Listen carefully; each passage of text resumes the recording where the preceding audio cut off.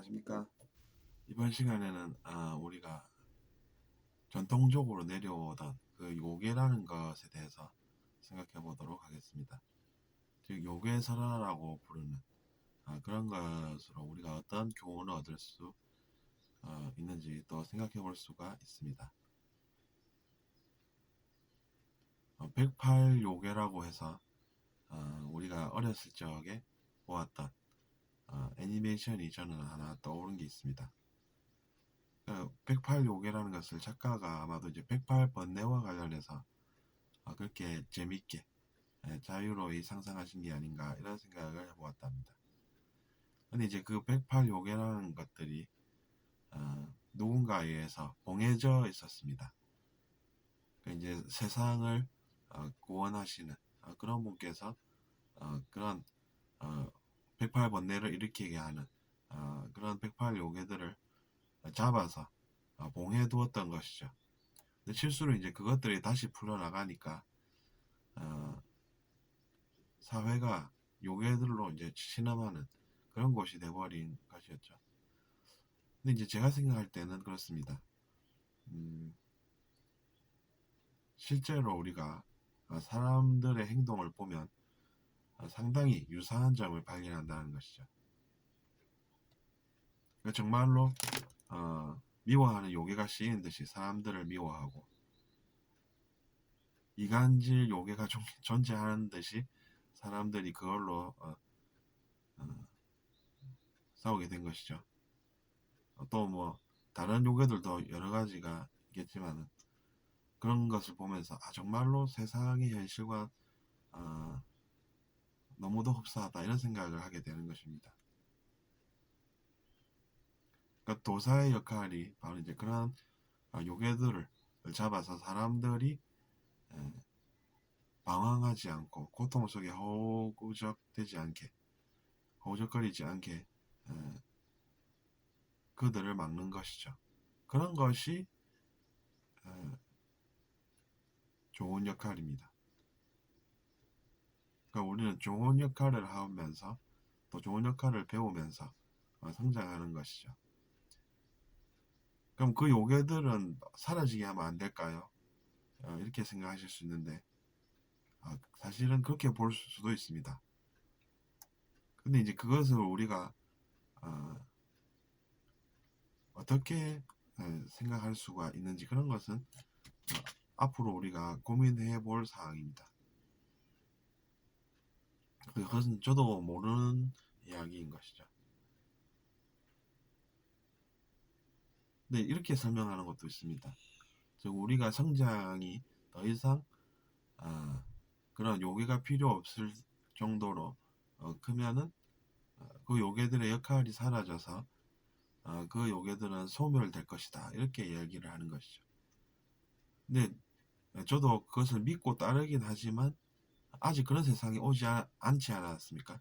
그러니까 저도 이제 거기에 대해서 할 말이 없는 것이죠. 그러니까 그런 이야기들을 믿고 따르면서 성장을 하고 있긴 한데 아직 여전히 우리가 요괴가 있는 그런 세상에 살고 있기 때문에 뭐라고 말씀드리기가 힘들다는 이야기입니다. 시간이 지나보면 근데 그것을 알게 되겠죠. 우리가 충분히 성장해서 그런 존재들이 필요 없을 때 그런 존재들은 우리의 삶에서 사라진다. 이 정도로 저도 이해를 하고 있는 것입니다.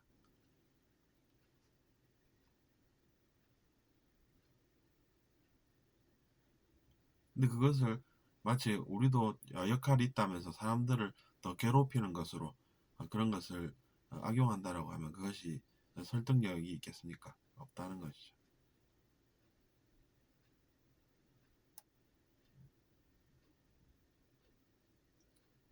뭐 어쨌든 우리는 이제 정의라는 것을 생각하지 않습니까?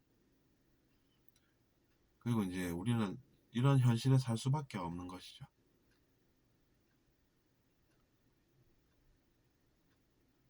선한 것을 권하고 그래서 더 성장하고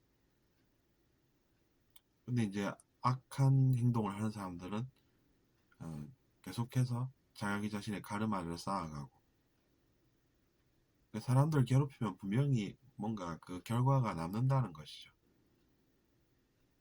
그래서 그것을 체험하는 것을 보면서 그렇게 괴롭힌 것이 뭐가 좋은 게 있었냐는 것이죠. 허무해진다는 결론밖에 나오지 않을 것입니다. 그것은. 그렇기 때문에 우리가 가르마라는 것을 아는 것이 도움이 된다는 것이 현실인 것이죠. 요 모든 요괴들이 우리의 삶에서 사라져서 우리가 방해받지 않는 것은 우리가 더 이상 그런 존재들이 그런 역할을 할 필요가 없어질 때 그때가 되는 것이고, 지금은 그렇지는 않으니까 우리는 지금의 현실을 살아갈 수밖에 없다는 것입니다. 근데 그것도 들어보면 이해가 안 가는 것은 아니죠.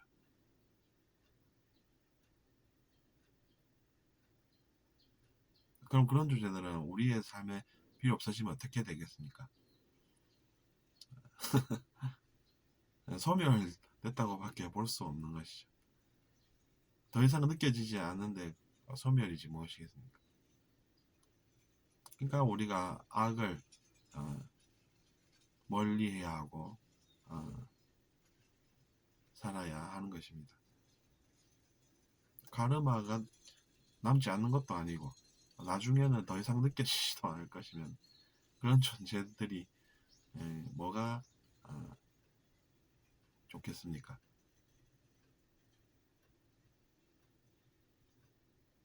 뭐 어쨌거나 그래서 이제 우리가 어, 그런 작품들을 통해서 교훈적인 내용을 전하는 것입니다. 자유롭게 그런 내용을 제작을 해서 사람들이 보고, 그래서 그들의 인생이 나아지면은 그분들의 공덕도 있지 않겠습니까? 어쨌든 그래서 그런 작품들에서 많은 공감을 저도 했습니다. 어떤 마을은 뭐 어떤 요괴가 있어서 거기 있는 사람들이 어떤 고통을 겪고 있고, 그래서 이제 그런 것을 아는 사람들은 그런 요괴를 잡아들이고, 그것이 저번에 제가 도사설화라는 제목으로 올린 동영상과도 연결이 되는 것입니다. 정말로 그렇다는 느낌을 받을 정도로 흡사합니다. 그 모습이. 그 선해 보이던 사람이 갑자기 왜 그렇게 미워하는 사람이 되고 죄를 지으면서 좋은 사람이 아니라 나쁜 사람이 된 것 같은 그런 체험을 우리가 왜 해야 되는지 저는 질문하고 싶습니다. 그러니까 그것은 이제 원래부터가 좋은 사람, 나쁜 사람이라기보다는 그런 것은 우리에게 필요 없는 이야기들이고, 그 사람이 뭔가에 이제 잘못 빠져서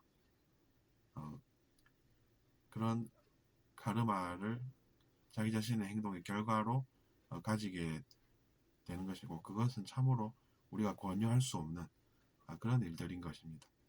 물론 그런 것도 어쩔 수 없는 체험이긴 한데, 그런 체험이 끝나고 나서 뭔가 교훈을 얻고 자기 자신이 그래도 느끼지 못했던 바를 새로이 느끼게 되고 배우게 되어서 영원히 그 배움을 쓸 수 있다라고 하는 것은 그래도 그나마 위안이 되는 일입니다.